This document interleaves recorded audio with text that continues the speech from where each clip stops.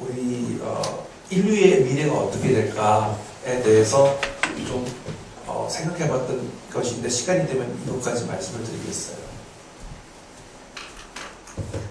지구가 맨 처음 만들어졌을 때는 뭐 소행성들이 충돌해서 만들었을 때는 뜨겁고 되게 호모지니어스했었어요. 근데 이제 그 식는 과정에서 무거운 게 안으로 들어가고 가벼운 게 밖으로 나가기 때문에 이렇게 층상을 이루게 되고 아직도 그 열이 식지 않아 가지고 멘틀이 대류하기 때문에 우리가 뭐 판이 움직이고 한다는 거 들어보셨죠? 네. 그래서 지구 내부의 구조를 보면 그 뭐냐면 포항제철의 용광로로 생각하시면 돼요. 포항공천의 용광로도 이렇게 우리가 그 암석을 이렇게 끼리면 그 무거운 철가루는 아래 내려가고 이제 위에는 이제 실리케이트나 암석이 둥둥 뜨거든요. 그런 식으로 지구가 보면 되게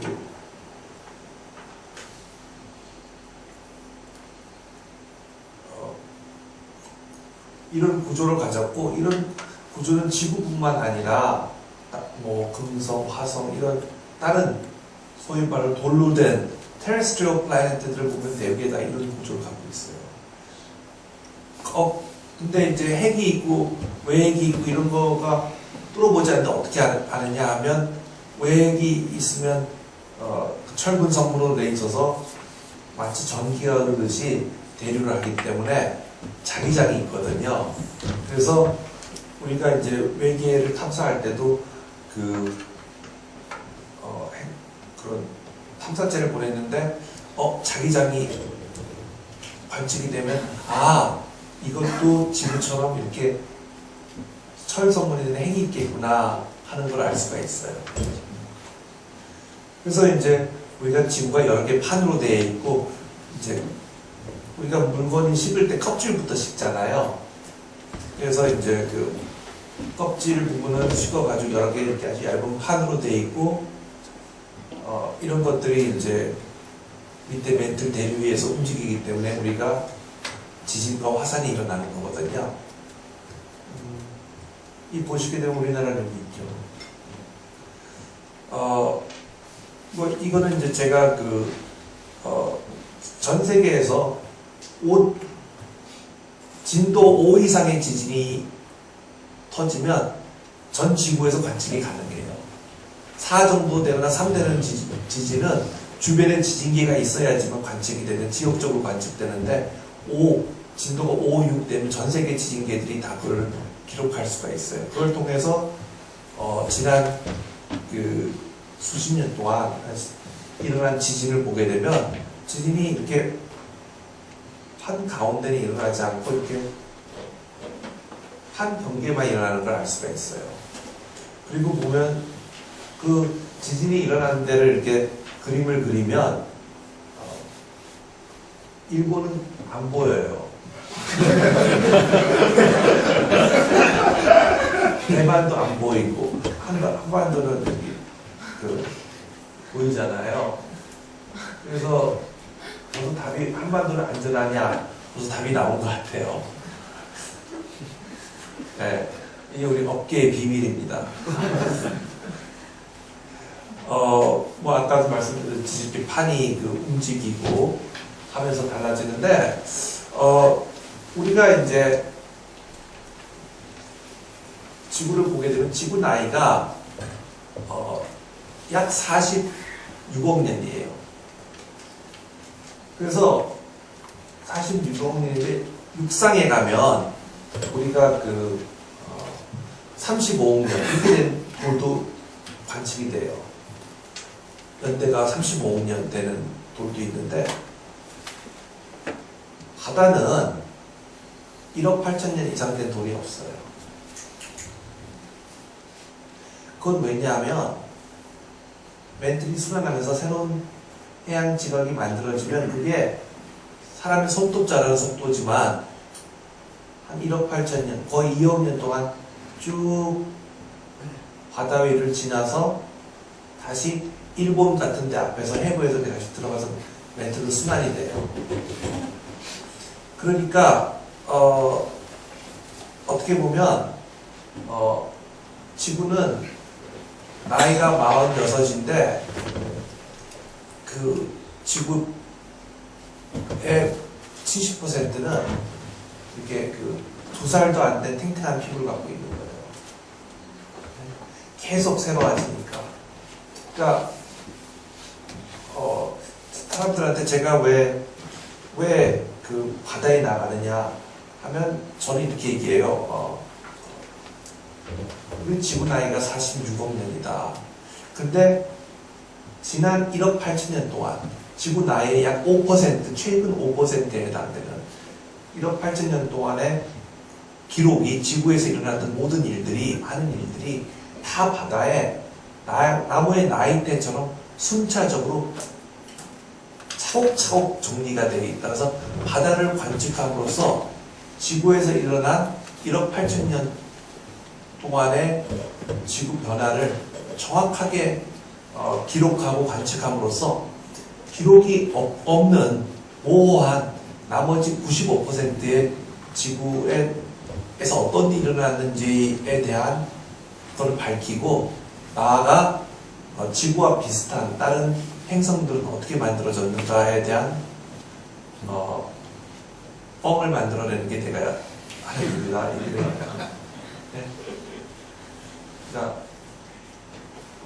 바다를 나가는 이유는 그래서 사실은 1억 8천 년 동안에 일어난 일들은 바다에 기록이 있기 때문에 뭐 거의 그 증거가 되게 강해요. 그래서 우리는 상당히 확실히 잘 알아요. 반대로 2억 8천 년 넘는 지구의 역사는 뭐 증거도 별로 없고 뭐 목소리 큰 사람이 이기는 거고 좀 그래요. 근데 그래서 바다에 나가서 그냥 스쿠버 다이빙하고 이렇게 재밌게 노는 게 아니라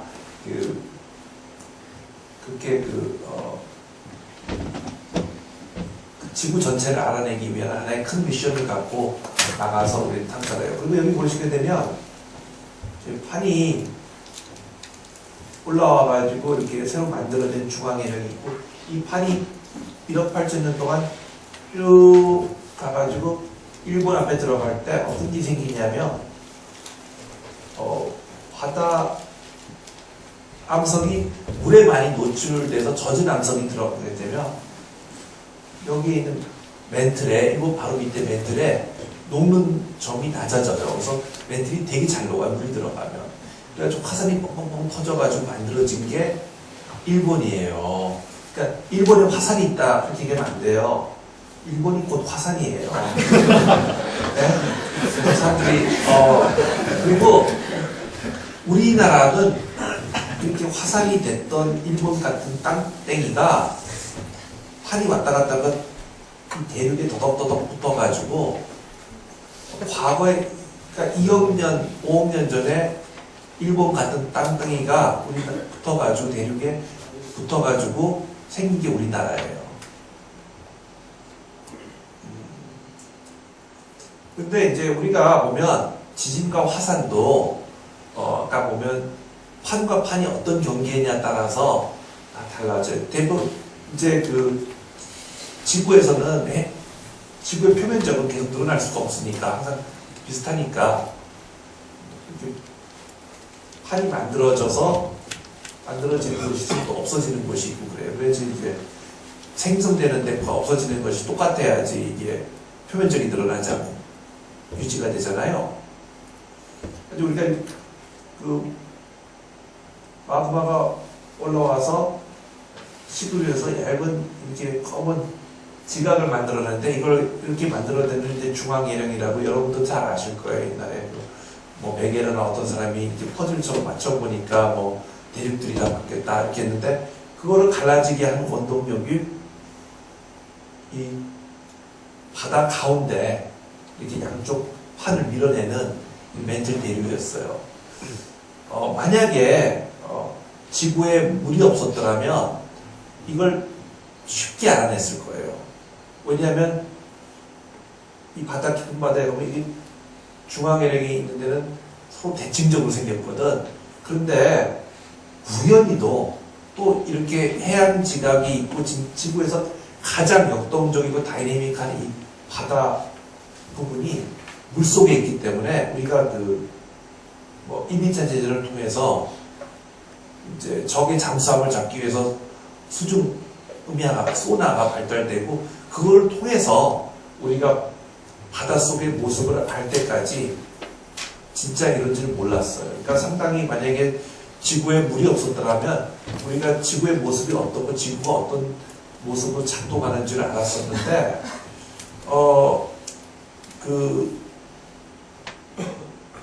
1, 2차 대전을 치르고 나서 바다의 모습을 밝히고 나서 바다를 딱 보니까 이거는 너무나 자명한데 그전에는 그 바닷속을 들여다보지 못했기 때문에 이 아주 되게 자명한 사실을 알지 못했어요.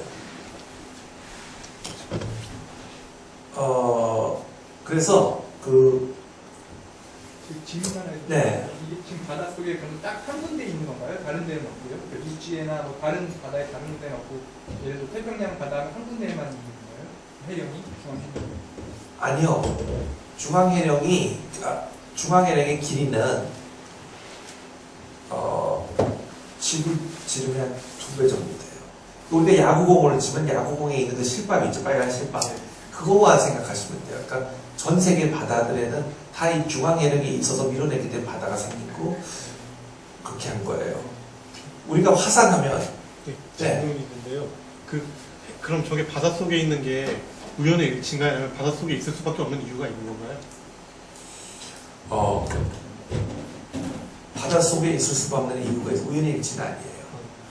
왜 바닷속에 있냐면 그 전에 중앙해령에 대해 먼저 말씀드리면 우리가 화산이라고 하면 이 삼각형 원주골로 생긴 거 아니에요. 근데 중앙해령은 그것이 너레비로 이렇게 쭉 시리즈로 있기 때문에 능선같이 생겼어요. 그러니까 원주골이 아니라 원주골이 이렇게 계속 옆에 붙어 있기 때문에. 그리고 이것이 이제 자라는 속도가, 갈라진 속도가 1년에 뭐 5cm, 10cm 이렇게 해서 사람 손톱 자라는 속도라고 해요. 근데 2억 년을 손톱을 안 깎으면 한 10,000km 정도 되더라고요. 그러니까 1억 8천년이라면 이제 이게 태평양을 가로질 수 있는 그런 것이고, 지구 나이가 이거 한 번 이렇게 순환하는데 한 2, 3억 년 걸린다면 지구가 나이가 45억 년이고 옛날에는 훨씬 더 지구가 뜨거웠으니까 더 빨리 바이런트하게 믹스했을 거고, 지구 내부는 이런 마그마의 순환 과정이 수십 번, 아니 몇 번인지 모를 것 같은 그냥 많았다고 생각해요. 자, 화산이 터질 때마다 제일 많이 나오는 게 뭔지 아세요? 수증기예요, 수증기. 그 수증기가 나왔다가 그것이 고결돼가지고 차가워져서 비가 돼서 떨어져서 이 바다에 물을 채웠다고 생각하면 얼마나 많은 화산이 터졌겠어요, 지구 역사상. 비행기 타고 가면서, 야, 저 바닷물이 다 화산이 한번 터질 때마다 나온 수증기가 응결돼가지고 지구의 낮은 데에 고여서 바다가 만들어졌다고 하니까. 지금 아까 이제 물어보신 질문 중에 뭐냐면, 멘트는 밀도가, 우리가 석유도 같은 것도 이제 자꾸만 증류하면서 더 가벼워진 휘발성 물질이 만들어지잖아요. 증류탑 같이. 그렇듯이 멘틀이 밀도가 제일 높고, 그 다음에 해양지각이고, 그 다음에 대륙지각이에요. 왜냐면 멘틀에서 잘 녹고 가벼운 물질이 해양지각을 만들었고, 해양지각이 아까 일본같이 들어가면서 다시 한번 끼렸다가 녹아가지고 거기서 또 잘 녹는 물질들이 대륙을 만들어졌기 때문에, 대륙은 보다는 해양지각이 무겁기 때문에 지구상의 낮은 데를 차지할 수밖에 없었고, 근데 우연히 또 그 해양지각이 차지한 부분에 이 물이라는 게 덮어버렸네. 그래서 어떻게 보면 여러 가지 되게 우연 같지만 진짜 인간이 이 지상 위를 걸어다니면서 만약에 물이 없었더라면 금방 발견했을 이런 판구조라는 원리를 아주 소나가 나오고 첨단 과학기술이 나온 다음에 해서 1970년대 돼서야 이 학계에서 인정하기 시작했던 아주 되게 늦둥이죠. 일종의 학문 발전의 상당히. 아까 이제 얘기했듯이 어떤 사람한테 이 그림을 보여줬더니 교수님 바다는 저렇게 무지개 색깔처럼 아름다운 거죠? 그게 아니고 지구의 나이별로 이렇게 그린 거죠. 그래서 빨간 데는 중앙에 있어서 가장 나이가 영한 지각이고, 여기서 이렇게 파란색으로 갈수록 0에서 1억 8천년까지 우리가 이 나이를 구분할 수가 있어요. 그래서 육상은 더덕더덕 붙어가지고 35억 년부터 지금까지 되게 무질서하고 이렇게 있지만, 바다는 무진장 정리정돈되어 있고 순차적으로 마치 나무의 나이테처럼 되어 있기 때문에 육상에서 일어났던 많은 기록들이 바다에서 찾으면 우리가 그 정보가 정확히 언제에 되는지를 알 수가 있어요. 그래서 바다는 모범생이에요. 그래서 우리가 지질학이라는 게 되게 복잡한데, 그래도 바다를 나가서 탐사하는 이유는 그나마 바다를 가야지 제대로 뭔가 순서를 알아내고 이해를 할 수 있지. 다른 건 너무나 만들어진 과정이 복잡해서 목소리 큰 사람이 이기는 거라고 보면 돼요. 저 질문이 하나 있는데, 사실 6억 년 있다고 했을 때 그 기준이 어떻게 정해집니까? 지구가 딱 시작됐다라는. 우주에 나 있는 사람들이 170억 년이라고 생각해요. 여러 가지 그런 방사능 독립원소라든가 다른 행성도 비슷하게 만들어졌을 때의 깨진 운석 조각이라든가 이런 걸 통했을 때 방사능 독립원소, 방사능 독립원소 이런 거에 측정에 의해서 46년이라고 스타일리시 됐거든요. 지구에서 발견된 제일 오래된 지구상에서 발견된 오래된 암석도 풍화돼서 어디 들어갈 수 있었으니까 지금까지 육상에서 발견된 건 아마 그린랜드에 있는 게 32억 년인가 30몇 억, 35억 년 내외고 운석이라든가, 왜냐면 그런 거를 통해서 우리가 태양계가 거의 동시에 만들어졌다고 가정했을 때 그렇다고 저희가 생각을 하고 있어요.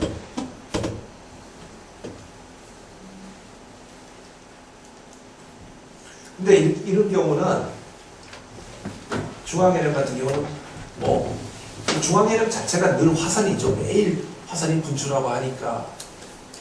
근데 또 지진은 그렇게 약한 지진만 있어요. 왜냐하면 여기는 하도 뜨거우니까 말랑말랑해서 물질들이 잘 늘어나고 쪼개지기 때문에 대규모 지진은 안 생깁니다. 지진은 무지하게 많지만 작은 지진들이 있고 화산이 무진장 그냥 늘 있어요.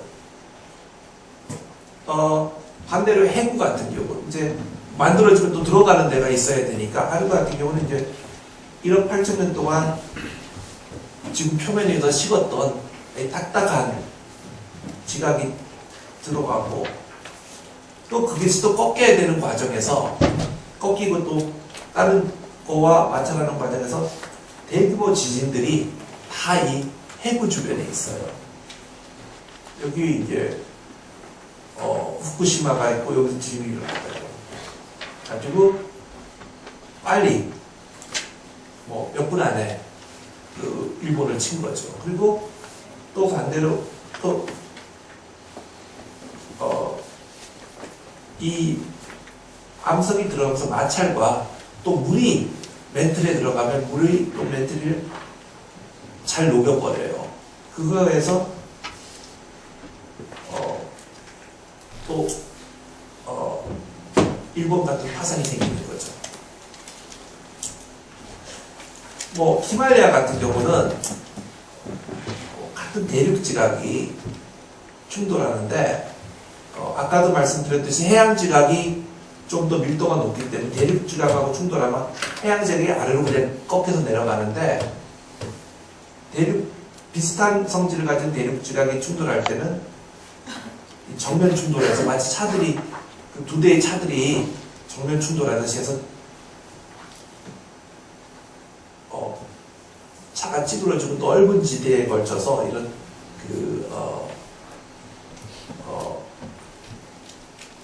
산맥들이 생겨요. 그래서 아까 일본 밑으로 들어가는 이런 경우는 지진이 일어나더라도 지진이 딱 지진대가 정해져 있어요. 그래서 일본이 있고 한국은 요쯤에 있는데 한국은 지진이 하나도 안 일어나. 왜냐면 일본에서 지진이 일어난 지진대는 수십 킬로밖에 안 되고 되게 상당히 우리가 봤을 때 되게 narrow하고 아주 confined 돼 있어요. 반대로 산맥 같은 데서 충돌하면 아주 넓은 지역에 관해서 지진이 일어나요. 그러면 뭐 찌그러지는 부분이 여러 군데가 있으니까.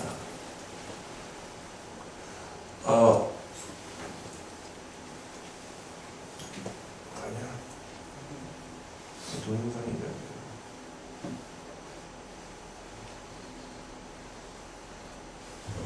그 뭐 지진의 원리를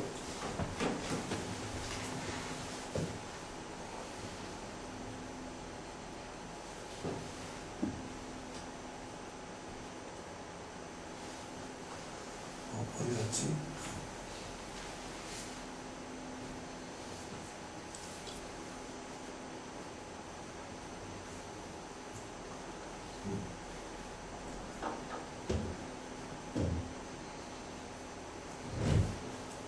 지진의 원리를 알기 사실 동영상이어야 되는데 지진의 원리를 알려면 맨 처음에 이제 어떤 물체에 힘이 가면 그것이 쪼개지지 않으려고 계속 변형만 받다가 어느 순간에 딱 쪼개질 때 그때 이제 지진이 일어나는 거거든요. 그래서 사람들은 그래서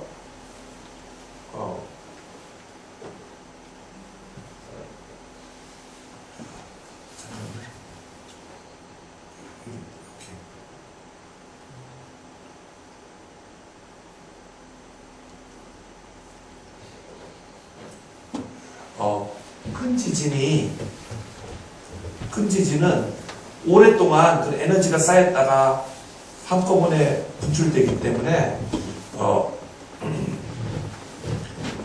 그 작은 지진이 그 자주 일어날 때가 좋고 한번 큰 지진이 일어나면 한동안은 또 지진이 안 일어나요.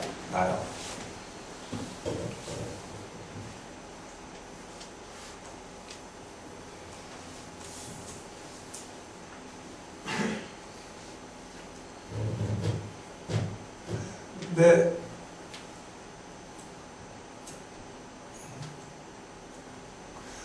그래서 우리나라 이제 상황을 한번 보겠어요. 이게 이제 구글에서 이제 제 뽑은 맵인데 이게 일본이 있고 한국이 있고 대만이 있는데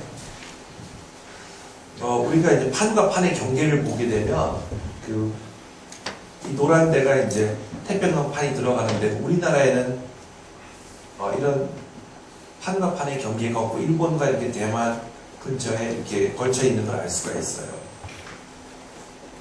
또 지진을 찍어 보면 이래요.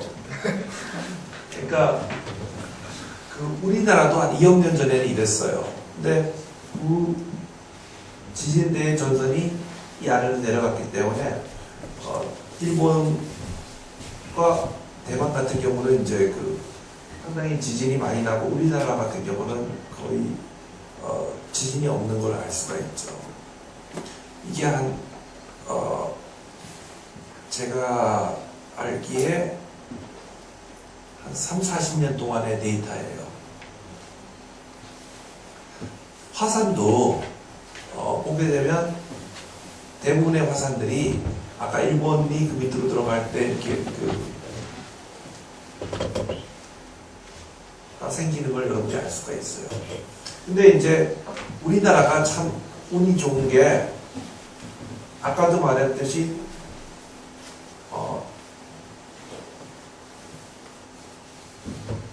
무거운 해양판과 가벼운 대륙판이 만날 때는 해양판이 밑으로 들어가고 그 마찰에 의해서 마찰과 물에 의해서 화산이 터지지만 그 범위는 되게 이렇게 내로하다 그랬죠. 그래서 일본에서 한 수백 킬로만 떨어졌는데 바로 일본은 지진과 화산이 무진장 많은데 그 수백 킬로 딱 떨어진 한국에는 거의 없어요. 그래서 되게 많은 일본 사람들한테 부러움을 사죠.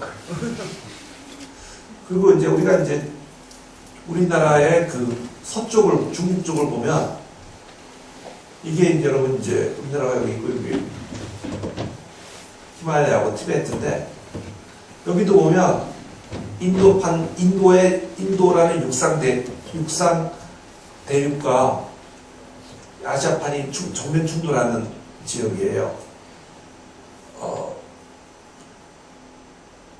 그런데 이 경우는 아까도 말씀드렸듯이 성질이 비슷한 내륙이 충돌하기 때문에 그 충돌대가 마치 자동차가 정면으로 충돌하듯이 되게 넓게 분포해요. 그게 찌그러진 게 히말라야거든요. 근데 보면 아까도 얘기했듯이 그렇게 충돌할 경우는 지진이 넓은 곳에서 일어나요. 그래서 일본은 이 환태평양 선을 따라 지진이 집중적으로 일어나지만 중국은 사방에서 일어나요. 그러니까 우리나라 같은 경우는 되게 운이 좋은 게 이 내로하고 아주 인텐시브한 지진이 일어나는 일본에서는 살짝 벗어나 있고 또 히말라야나 인도가 충돌해서 만드는 이 넓은 지진대로부터는 또 멀어가지고 이게 어떻게 보면 두 가지 축복이죠. 그래서 이제 뭐 여러 가지 우리나라 재난이 있고 하지만 우리나라는 어떻게 보면 진짜 저 같은 사람한테는 되게 불행한 일이지만 되게 그런 자연재해로부터 상당히 안전한 땅이고 제가 생각해보면 우리나라를 그 정도 지진대라고 부르면 전 세계의 50% 이상이 지진대에 속할 것 같아요. 질문. 네. 우리나라가 2억 년 전에는 지진이 많았다는 얘기는 그러면 지금의 일본의 위치에 가깝게 2억 년 주변에 있어서 해구에 가까이 있었기 때문에. 그렇죠. 옛날에는 해구가 우리나라 밑으로 들어갔었어요. 예, 그 위치가 지금 판이 움직이면서. 그래서 일본 쪽으로 넘어간 거죠. 북경 쪽에 지진이 크게 하나 있거든요. 네? 북경이요. 그 근처에 아까 그 경우도 그러면 히말라야 그쪽에 예, 중국에서 일어나는 지진의 대부분의 지진은 다 인도판의 충돌에 의한 힘이 쌓여가지고 터지는 거라고 보거든요. 네. 근데 되게 북경 쪽은 되게 멀어 보이던데 아까 지금 북경 쪽이에요. 이게 약간 하나 큰 게 있거든요. 그게 아마 당산 대지진인가 했을 거예요. 그래가지고 잠깐만요.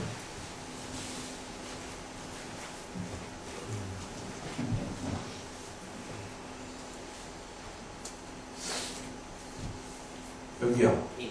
예, 정확하게 제가 그거 어떤 건지 아마 그걸 거라고 생각이 들어요. 그리고 사실 지구상에 어디가 지진이 안 일어난다고는 단언은 못해요. 많이 자주 일어나냐 없느냐 문제지 지구가 계속 움직이니까 오래 기다리면 충분히 오래 기다리면 거기 지진이 꼭 일어나거든요.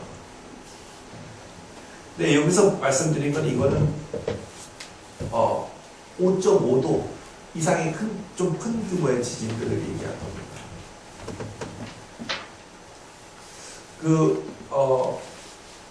아직까지 우리가 그 지진을 예측할 수는 없어요.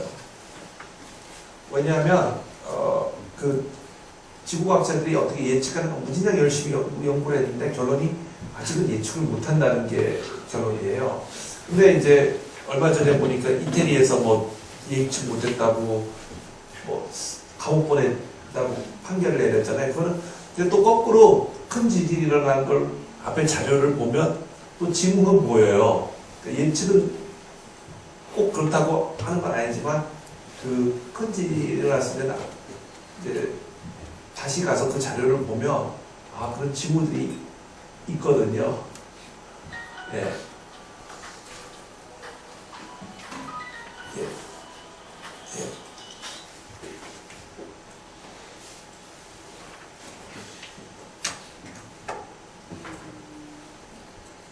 그래서 우리나라에도 아주 작은 지진들을 보면 이렇게 작은 지진들은 많아요. 근데 여기에 있는 이런 작은 지진들은 거의 우리가 느끼지도 못하고 지진계라 느끼는 거고 이런 정도의 작은 지진은 전 세계 어디나 있어요.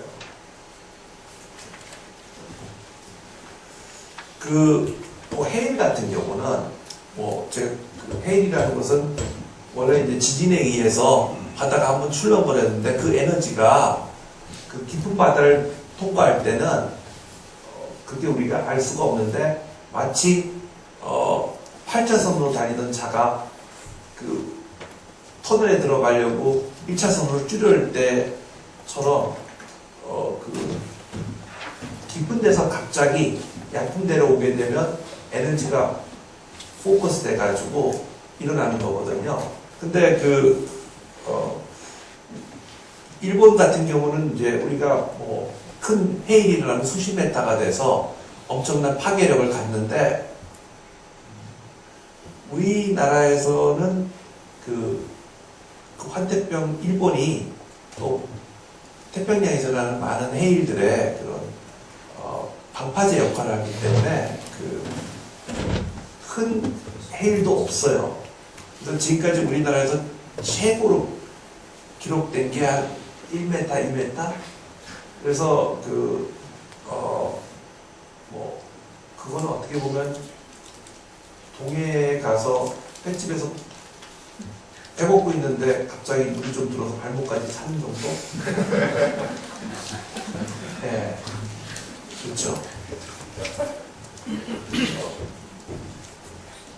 지진이 일어나면 아까도 말씀드린 보니까 지진을 예측할 수가 없고 지진이 일어나면 거의 99%의 사상자는 건물 붕괴 때문에 자기가 살고 있는 집이나 학교나 건물이 붕괴하면서 생기거든요. 그래서 지진이 일어나도 내가 운동장에 있었으면 그냥 놀랄 뿐이고 또 정말 재수없게 다리 밑으로 지나갔더라도 떨어지는 게 한 5m 정도밖에 안 떨어져요.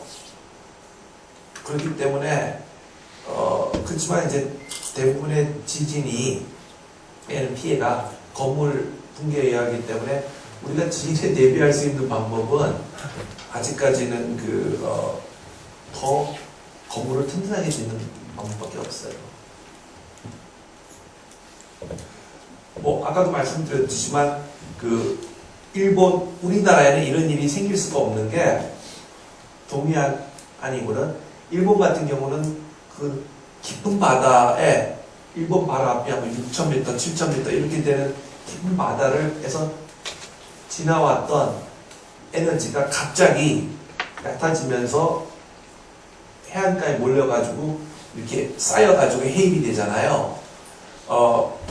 근데 그 우리나라 같은 경우는 이제 남해 서해를 보면 다 바다가 얕아요. 100m밖에 안 되기 때문에 그 해일이 오더라도 바닥이 너무 얕아가지고 마찰에 의해서 다 에너지가 다 감쇄돼 버려서 와요. 그래서 서해나 남해 같은 경우는 해일의 가능성이 없고, 동해 앞바다에 나가면 한 2000m 수심이 되니까 일본에서 발생되는 지진이 와서 우리나라에 피해를 줄 수 있는데, 지금까지는 한 발목 차는 정도밖에 되지 않았다. 그 일본이 그 이번에 피해가 컸던 것은 이제 우리가 그 해일 같은 경우는 경보가 가능해요.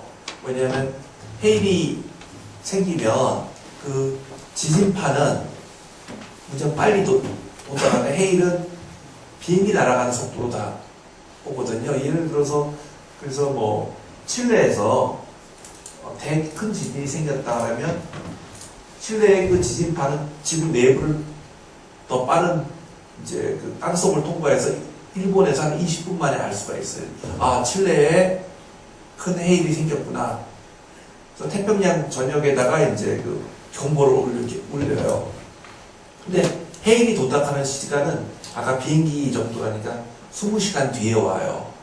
그러니까 태평양 주변에서 큰 지진이 일어나면 관측을 하고 수십 시간, 그러니까 최소 몇 시간 전에 다 경보를 올리고 사람을 대피시킬 수가 있는데, 일본의 이번에 지진은 너무나 가까운 데서 일어나가지고 그 시간 차이가 몇 분밖에 안 돼가지고 그랬던 거라고 알 수가 있어요.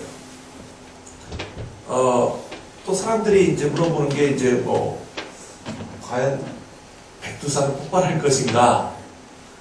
근데 제가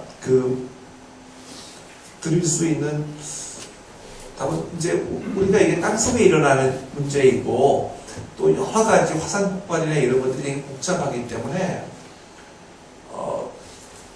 답은 모른다는 거예요.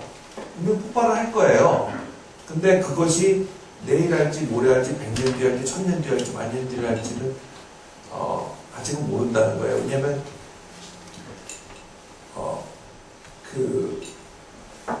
가까이 있어도 이렇게 예측하기 힘든데, 거의 백두산 주변에는 아무런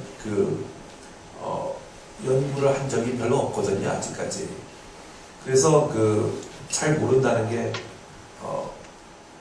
그게 답이에요. 근데 이제 뭐 지금까지 백두산 같은 형태의 화산이 중국이나 이제 외국 학자들이 연구해 보니까 지금까지는 우리가 잘 몰랐던 이런 새로운 메커니즘에 의해서 만들어지는 화산이 아닌가 해가지고 상당히 연구할 학술적인 가치가 있다는 거예요. 그래서 뭐 결론을 말씀드리면, 우리나라는 뭐 지진의 해일부터 상당히 안전하다.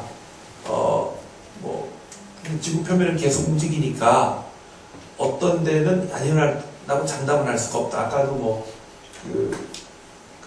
베이징 주변에 그렇게 큰 지진이 일어나고 이런 것도 아마 그런 뭐 어떻게 보면 우리가 잘 모르기 때문에 그 하나의 예외나 엑셉셔널하다고 할 수가 있어요. 그렇지만 또 이제 아마 그 힘은 히말라야 충돌에 의해서 좀 넓은 지역에 걸쳐서 일어나는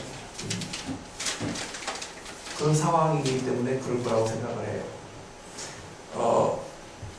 뭐 지진 해일 같은 경우 전파 속도가 느리기 때문에 우리가 경보가 가능하고, 화산도 터지기 전에 여러 가지 뭐 가스가 나오고 여러 가지 징후들이 모여서 우리가 폭발 전에 예측을 할 수 있지만, 지진은 아직까지도 상당히 예측은 불가능하다.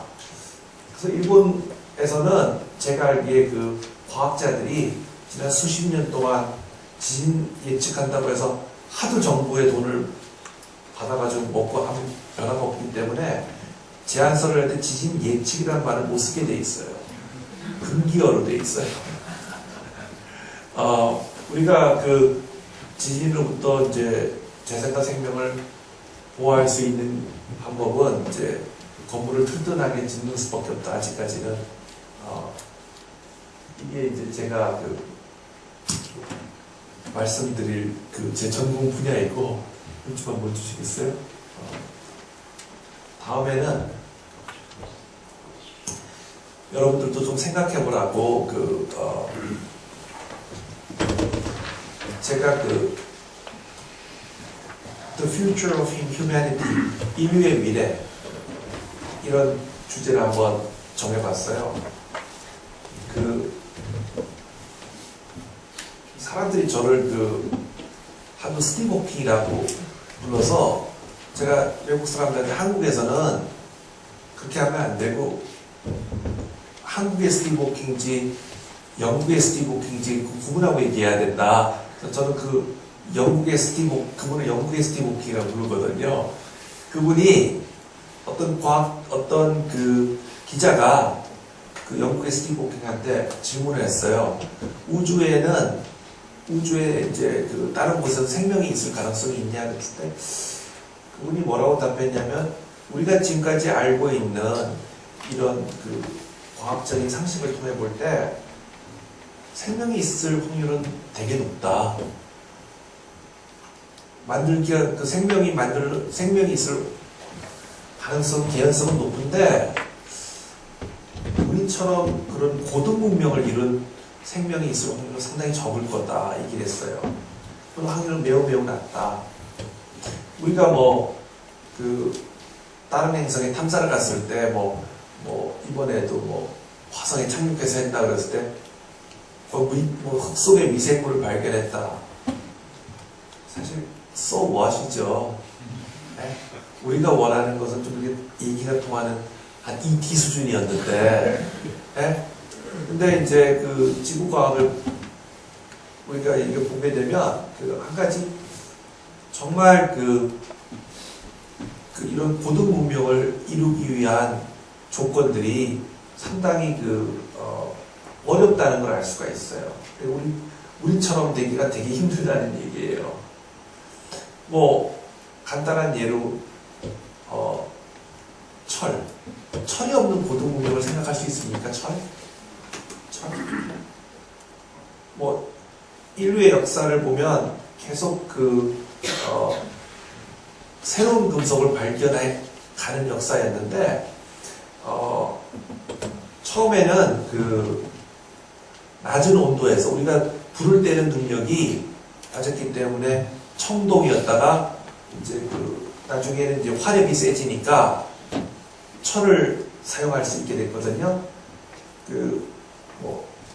주몽이 대단해서 고구려가 그렇게 큰 나라를 정복한 게 아니라 주변 국가들이 다 청동기문할 때 고구려만 한 나라 빼놓고 전체적으로 철 무기를 가졌기 때문에 고구려가 그렇게 된 거거든요. 근데 지구상에 철이 우리가 지금 전 세계에 4대 철광산이 있어요. 제가 알기에 하나는 호주에 있고, 하나는 브라질에 있고, 하나는 미국 오데오 주변에 있고, 거기서 이제 카네기가 철강을 했지만, 또 하나는 인도에 있는 걸로 알아요. 이 4대 큰 철광산들이 다 22억 년에 거의 동시에 만들어졌어요. 아까도 말씀드렸지만 지구 나이가 46억 년이고 화산이 터질 때마다 수증기가 많이 있고 또 두 번째 나오는 게 이산화탄소예요. 산소는 거의 안 나와요. 무진장량이 작아요. 지구상에 있는 산소는 다 과합성을 하는 생물이 22억 년 전에 진화하면서 만들어지면서 지구에 산소가 만들어진 거예요. 그러니까 그 전까지는 과합성하는 생물이 없다가 그 남조류라는 생명체가 태어나서 그 생물이 지구상에 퍼져가지고 과합성을 하는 바람에 오늘날의 그 산소가 만들어진 것이거든요. 근데 과합성을 하게 되면 어떤 일이 있냐면 그 화산이 터질 때마다 그 전에도 22억 년 전에도 바다가 있었는데 그때는 바닷속이 산소가 없었어요. 환원 상태였어요. 환원 상태에서 화산이 터질 때마다 철이 있었는데 그것이 다 그 철이 그 유황과 결합해서 그 황화철 형태로 있었어요. 그런데 갑자기 육상에 산소를 과합성하는 생물이 생겼고 대기에 산소가 차면서 산소가 다시 바닷물로 들어오기 시작하면서 갑자기 녹아있던 철들이 산화철이 되면서 산화철이 되면 물의 그 솔루빌리티가 엄청나게 동해도가 떨어져가지고 바다에 그 당시 바다에는 22억 년 바다에는 갑자기 바닷물에서 철이 눈처럼 내려가지고 쌓인 거예요. 그래서 지금 우리가 있는 4대 철광산들은 당시에 얕은 바다였어요.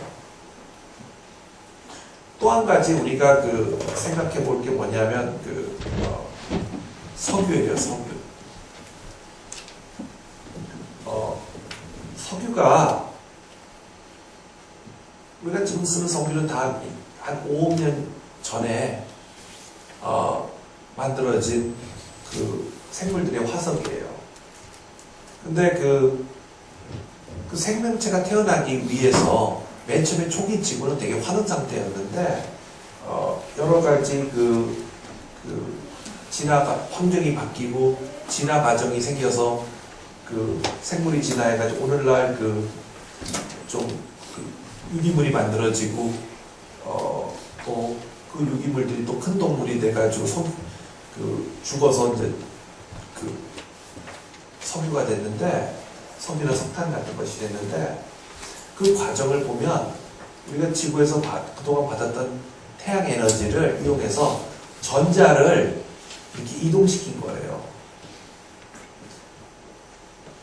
그러니까 뭐냐면 석유가 만들어지기까지는 지구라는 행성이 한번 만들어져서 무지장 오랫동안에 걸친 원웨이 프로세스에 의해서 딱 한 번 만들어진 거예요. 그러니까 행성이 만들어지면서 그 행성의 진화 과정에서 단 한 번에 만들어질 수 있는 게 우리가 지금 쓰는 자원인데 산업혁명 이후에 우리가 이제 석유나 석탄을 써가지고 엄청나게 우리가 부동 문명을 이뤘잖아요. 많은 사람들이 한 250년 동안 썼는데 앞으로 남은 것을 아마 150년 아무도 모르지만 많은 사람들이 그래도 공통적으로 생각하는 게 물론 대체 에너지가 없다고 생각하면 우리가 석유나 석탄이 앞으로 150년에서 어떻게 보면 지구 나이가 46억 년이지만 우리가 석유나 이런 석탄이나 자원을 이용해서 이 고등 문명을 이룰 수 있던 기간은 400년 정도 된다고 볼 수가 있고 어쩌면 만약에 석유나 석탄 같은 것들이 다 떨어지면 그 다음에 다시 이제 원시 상태로 돌아간다고 생각할 수가 있어요. 혹시 여러분 알지 모르겠지만 드레이크 공식이라는 게 있어요. 그게 뭐냐면 우리 인간이 외계로부터 E.T. 같은 사람을 만나가지고 E.T. 같은 외계 문명, 고등 문명과 접촉할 확률이에요. 근데 그걸 보면 여기가 이제 그러니까 기대치 expectation 숫자고 하니까 원래 이제 모집단에서 계속 확률을 곱해가가지고 하면 우리가 기대치가 나오잖아요. 첫 번째 보면 n이 뭐냐면 지금까지 아무도 없었는데 갑자기 이 은하계에서 매년 탄생되는 은하계에서 탄생되는 새롭게 탄생되는 별의 개수예요. 그 별에 있어서 그 별이 뭐 태양으로부터 어떤 일정한 거리에 있을 확률, 그렇게 해서 그 별이 행성을 가질 확률, 그 행성이 또 그 별에서부터 일정한 거리에 있을 확률, 또 그리고 그 행성에서 생명이 탄생할 확률, 생명이 또 진화해서 할 확률, 또 그 생명이 어떤 인텔리전스를 가질 확률, 이렇게 쭉 곱해요. 근데 맨 마지막에 곱해지는 숫자가 뭐냐면 그 행성의 총 나누기 그 행성에서 고등 문명을 이룬 기간 나누기 그 행성의 총 나이예요. 그러니까 우리 같은 경우는 이제 400 나누기 46억이죠. 맨 마지막에 이 n을 곱하고 나니까 어떤 과학자들이 해봤다니까 개수가 1이 나오더래. 1. 네? 그래서 그걸 보고 어쩐지 지금까지 아무도 우리한테 접촉을 안 했구나. 네? 그 숫자가 1이나 1 이하가 나오더라는 거예요. 만약에 맨 마지막에 그 400 나누기 46억 년을 해버렸다니까. 그러니까 정말 어쩌면 저는 그래서 이런 생각을 해봤어요. 정말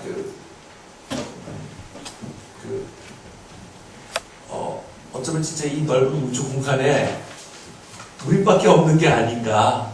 네? 그렇다면 우리가 좀 생각해야 될 게 뭐냐면 400년 동안 다 써버리고 다 해가지고 그 지구라는 그 행성의 나이에 비해서 잠시 한번 반짝 떴다가 지는 문명이 아니라 우리는 어떻게든지 살아남고 고등 문명을 유지해서 이 넓은 우주를 우리가 우리 인류의 문화를 우리의 가치관을 보급하고 해야 되는 게 우리의 사명이 아닌가 하고 아마 그 방법은 이런 우리가 현명하고 과학기술이 아닌가 생각해봤습니다. 네, 감사합니다.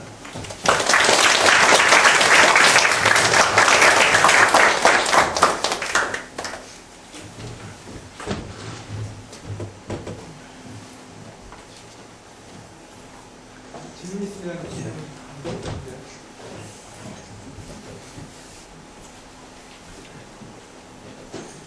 화석 연료가요. 네. 그것을 사용할 줄 알기 시작할 때부터 사용을 해서 앞으로 한 150년 정도 남았다라는 건데, 정말로 이 지구의 역사를 46억 년으로 볼 때 인류가 그렇게 에너지가 고갈되면서 위기를 맞을 수 있는 그런 상황이 정말로 올까요? 그러니까 분명히 뭔가가 새로 발견이 되어서 지속 가능한 뭔가가 있지 않을까라는 생각이. 그렇죠. 근데 지금까지 대체 연료를 보면 그 대체 연료로 해서 비행기를 띄워가지고 내가 미국까지 날아갈 수 없을 것 같아요. 그러니까 어떤 전기나 이런 거 되지만 비행기를 전기로 날아보낼 수는 없을 것 같고, 그러니까 지금의 석유는 지금의 우리가 쓰는 자원은 지구의 46억 년 동안에 아주 오랜 진화에 의해서 만들어진 산물이거든요. 그래서 어떤 사람들이 계산을 해보니까 새로 만들어진 석유는 1년에 만들어지는 석유는 주유소 하나 정도래요. 자연적으로 새로 자꾸만 만들어지는 거는 우리는 그동안 이렇게 어큐뮬레이트 된 거를 단 400년에 그냥 작살을 내버리는 거라는 거죠. 그리고 또 이런 얘기를 하더라고요. 그것은 마치 뭐와 똑같냐면 지금의 석유의 값은 석유값이 지금 너무 낮다는 거예요. 석유값이 지금 한 1000배 정도 되면 대체연료도 다 개발하고 쓸 텐데 인위적으로 석유의 값을 계속 낮춰놓고 있다는 거거든요. 그거 마치 어떤 분은 이렇게 얘기하더라고요. 금이 있는데 내 은행에 금을 갖다 놓고 그 금값을 내가 은행에 가서 그 금을 찾아오는 값. 금값을 매기면 말이 안 되잖아요. 그 금의 매류가 안 나오듯이 지금 우리가 정해놓은 석유의 값은 어떻게 보면 그거를 화서 운반하는 비용만 갖고 가서 찾아오는 비용만 갖고 석유값이 매겨졌다는 거예요. 실제로 이 자원이 한 번 써버리면 다시 지구라는 행성을 만들어서 46억 년 동안 진화를 시켜야지 그게 나올 텐데. 그래서 이런 걸 생각해 보면 뭐 주가 좀 왔다 갔다 하고 뭐 경제가 이렇고 다음에 누가 대통령 되는 뭐 좀 되게 미미한 문제죠.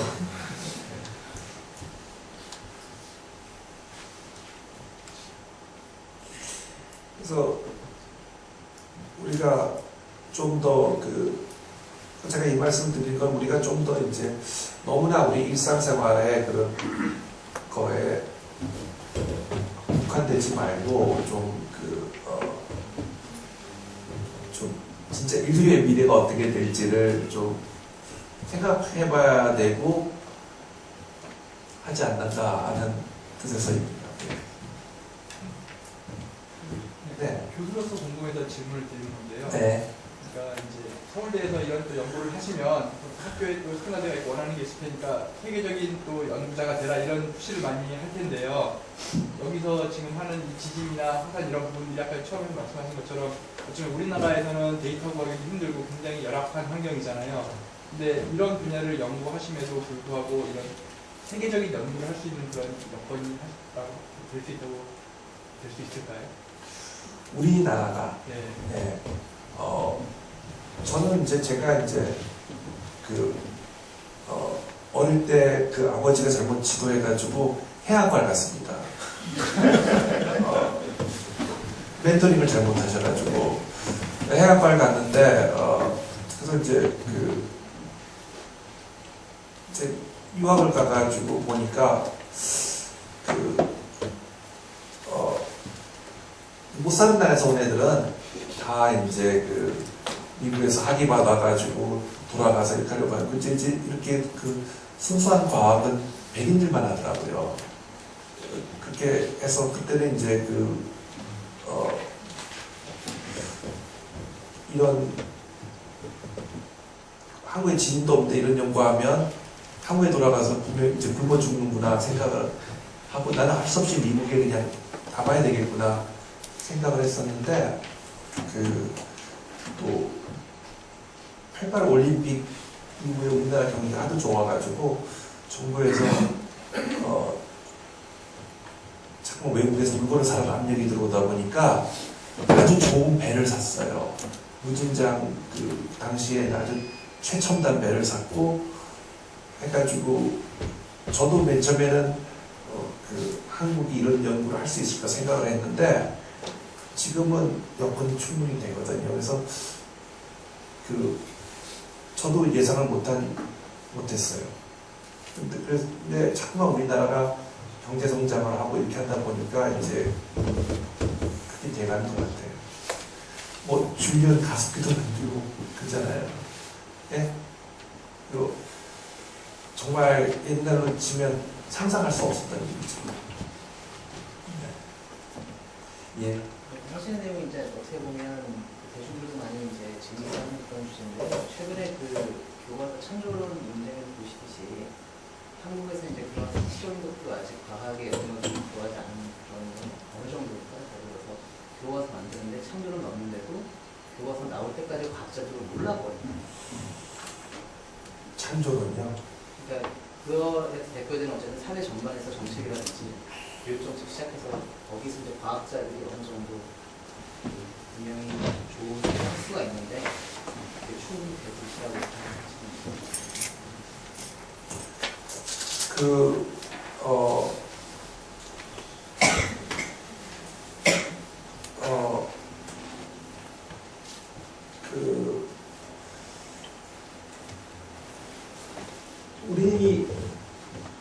그러니까 사람의 의식이나 이런 것이 바뀌는 데는 오래 걸리는데 우리나라는 그 되게 빨리 발전을 해버리기 때문에 아직까지도 이제 이런 과학에 대한 그런 좀 약간 그 이해나 이제 신뢰라든가 이런 게 좀 부족한 것 같아요. 저는 그런 거 많이 느껴요. 특히 이제 제가 다친 다음에 그 많은 사람들이 저한테 뭐 이러면 낫는다 저러면 낫는다. 그 아까 여기 보셨지만 여기 제가 이번에 오늘 카이스트에 왔을 때 온다고 해서 여기서 학생을 하나 만났어요. 저같이 똑같이 장애인이 된 학생이에요. 그래서 아까 여기서 이제 그 학생하고 만났는데 저 같은 경우는 그 과학과 그 과학이 못 풀어내는 그런 분야에 대한 정확한 그 언더스탠딩이 있기 때문에 저는 이렇게 다쳤지만 제가 얘기하는 게 나는 침 한 번 맞아본 적 없고 내가 먹은 한약은 100세주밖에 없다고 얘기하거든요. 근데 저는 이제 제가 과학을 했고 과학의 본질을 저는 이해를 하기 때문에 그럴 수가 있었어요. 근데 이 학생은 제가 4년 전에 만났습니다. 4년 전에. 근데 이 학생이 그 당시 이제 충남대학교 학생이었는데 교회 봉사활동을 갔다 오다가 차가 전복이 돼가지고 여학생인데 장애인이 됐어요. 그래가지고 이제 제가 있던 그 당시 서울대 분당병원에 입원을 했는데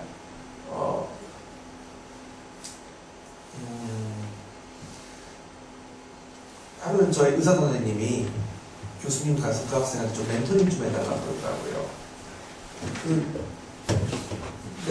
제가 의사 선생님이 하시는지 왜 제가 해야 되냐고. 당신이 더 잘 알 텐데 전문가일 텐데.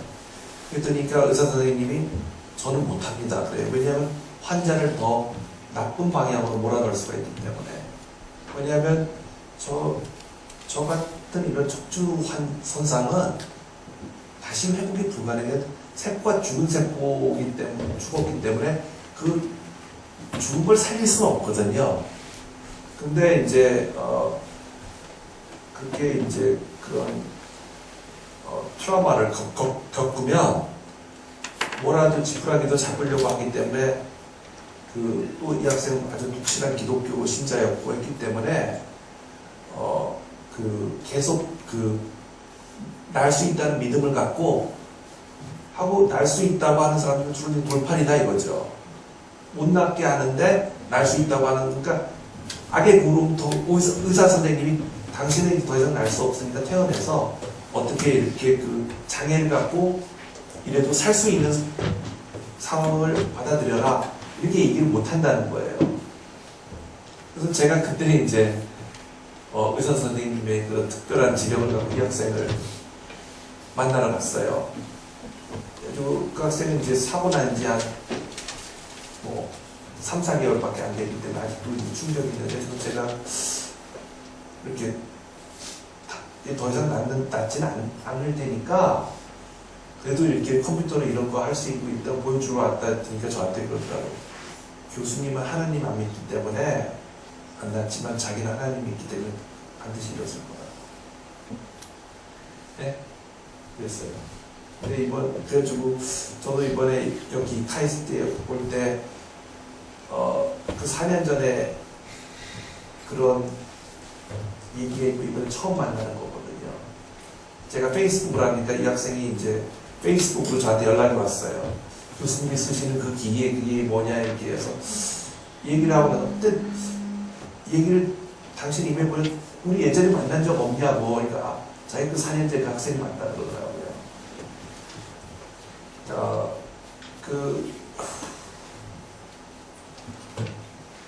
그래서 이제 그런 과학과 이제 과학이 아닌 분야의 그 경계에 대해서 이제 일반 사람들은 잘 모를 수가 있어요. 그러니까 과하게 할 수 있고 과하게 못 푸는 문제가 많은데 그 경계가 가운데 있는 문제들이 가끔은 이게 어느 쪽인지 몰라가지고 하는 경우가 많을 수도 있다고 봐요. 근데 저는 다행히 과학자이기 때문에 뭐 된다 안 된다 확실히 받아들일 수가 있었거든요.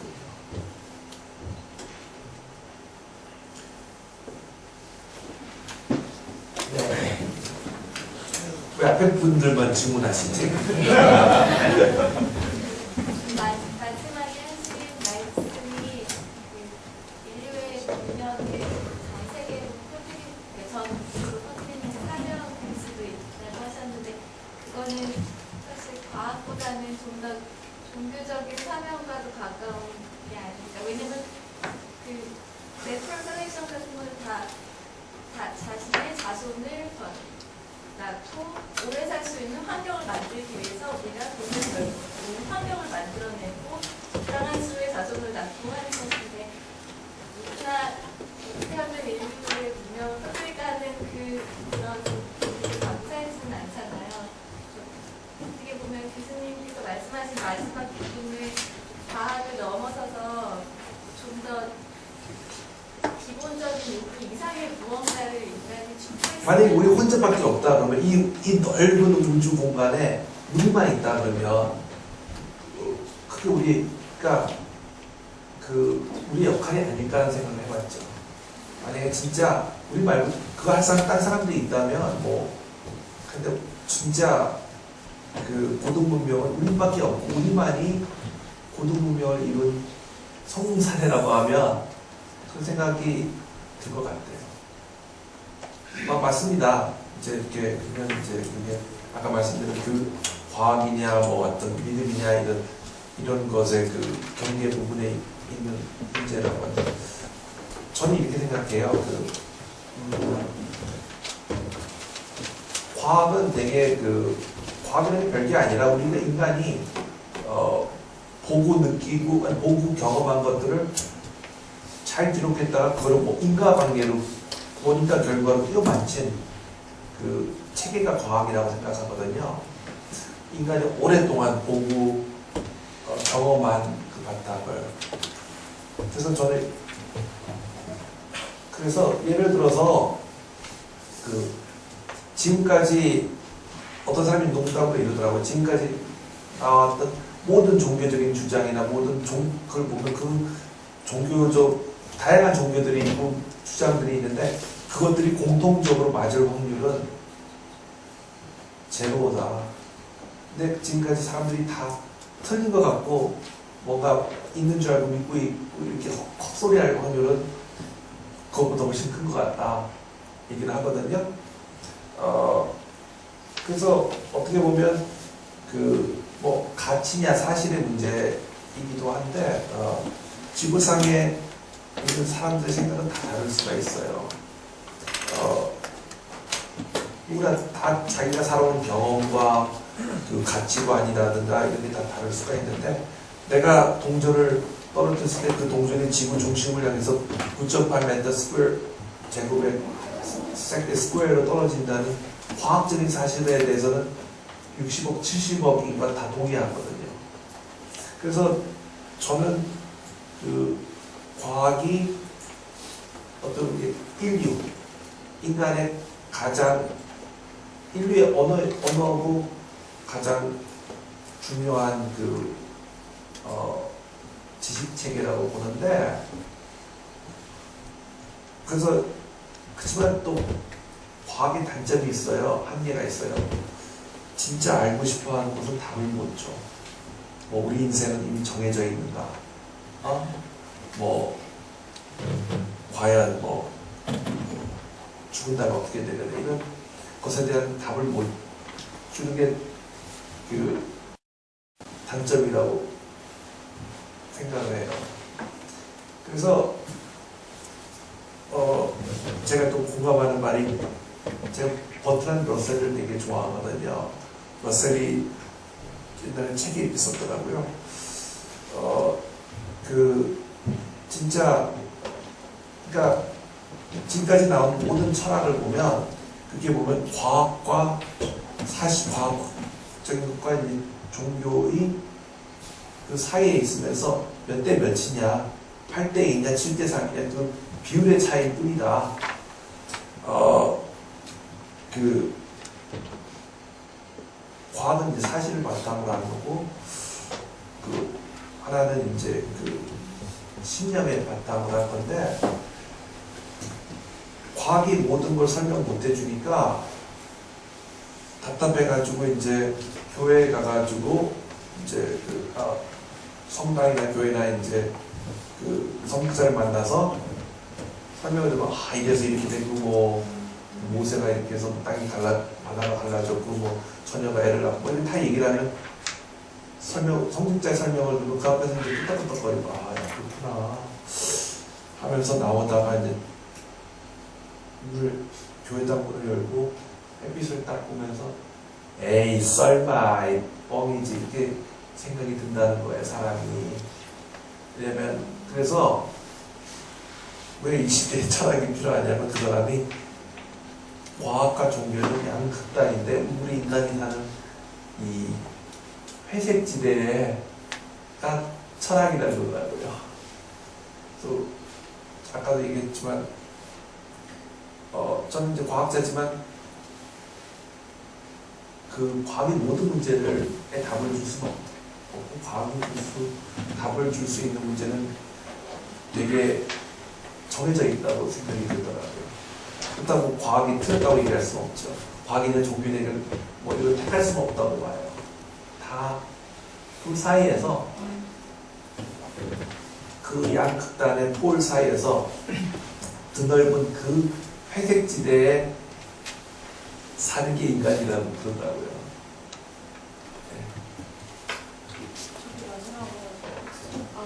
간지러움을 어떻게? 간지러움이요? 전 간지러움을 아마 몸의 다른 부분이 간지러울 거예요. 근데 못 느끼고 저는 이제 다쳐가지고 제가 이제 목 이하로 어깨 움직임이 최대이고 그 이하로는 위는 괜찮고 아래로는 감각이 전혀 없거든요. 근데 이렇게 다치고 나니까 이게 이제 순환 혈액순환 이렇게 잘 안 되니까 지루성 피부염이 생겼어요. 그래서 얼굴이 가려서 긁고 있는데 어떨 때는 그나마 이렇게 그 감각이 있는 부분이 가렵다는 것을 축복이라고 해야 되는지 이걸 긁지 못해가지고 맨날 가려고 이걸 괴로움이라고 해야 될지 잘 모르겠어요. 내일 수술을 앞두고 있는데 지금 막 긁고 있거든요. 네. 그럼 간지러운 데를 긁는 거가 뭔가 저로서는 제 자신을 볼 때 뭔가 블랙유머, 풍작 그런 걸로 이겨내고자 하는 어떤 소망 같은 게 생성되게 되는 게 있어요. 그러니까 무슨 말씀인지 앞으로 거 알고 뒷부분도 질문하시는 분 없나요? 저는 이제 한 가지 좋은 점이 제가 이제 이렇게 다치고 했지만 이렇게 그 감각이 아는 부분은 없기 때문에 어디가 아파도 별로 그걸 느끼지 못해요. 근데 반대로 저같이 전혀 움직이지 못하는데 근육병 걸린 사람들이 있어요. 근육병이라는 거. 그분들은 이제 저는 이제 신경이 끊겨가지고 아예 느끼지 못하지만 그분들은 그걸 느끼거든요. 주로 이제 어린애들이 많이 겪는데 그건 그냥 상상할 수 없을 것 같아요. 이렇게 온몸이 막 아프고 결리고 가렵고 이렇게 있는 것을. 그래서 저는 이런 다쳤지만 그런 통증이나 이런 거는 상대적으로 없기 때문에 제가 그래도 이렇게 온전한 정신으로 살 수가 있는데 얼마 전에 여러분도 보셨지만 희망 전도사인 어떤 여자분이 암 걸려가지고 고통 때문에 자살하셨잖아요. 남편하고 같이 독반자살. 그래서 그걸 보면서 어떤 생각이 들었냐면 이 통증은 정말 인간의 정신을 갉아먹는구나. 아무리 오르는 생각을 하더라도 계속 아프고 통증이 있고 이러면 결국 이제 약해질 수밖에 없고, 뭐 젖은 비에 몸이 젖는다 하는 것처럼 그럴 수밖에 없겠구나 해서 정말 어떻게 또 가려 그런 통증을 완화시킬 수 있는 방법이 있으면 정말 되게 천당할 것 같아요. 그런 걸 개발합니다. 대단히 진지하신 것 같은데 지금 얘기 들으면서 지진화에 대한 저를 지진화로 두고 지진화에 대한 어떤 이야기, 캐릭터 같은 게 막 구상이 되고 그랬거든요. 머릿속에서 계속 지진이 벌어지는 거랑 산도 뭐 마치 본의 아니게 코미디로 흘러가고 그런 이야기를 지구과학적인 그런 지식을 활용을 해서 잘 쓰면 되게 재밌을 것 같아요. 예, 맞습니다. 네, 저희도 뭐 맨날 장난 같은 게 얘기합니다. 얘기 들으면서 지진화에 대해서 상상을 했으니까 나는 오늘 강의를 들으면서 일본이 참 비싸다라는 생각을 하면서 지금처럼 우리나라에 태어난 게 자랑스럽게 느껴진 적이 없었던 것 같아요. 안전한 곳에 태어나서 정말 좋은 곳에 태어났구나 이런 생각을 해봤습니다.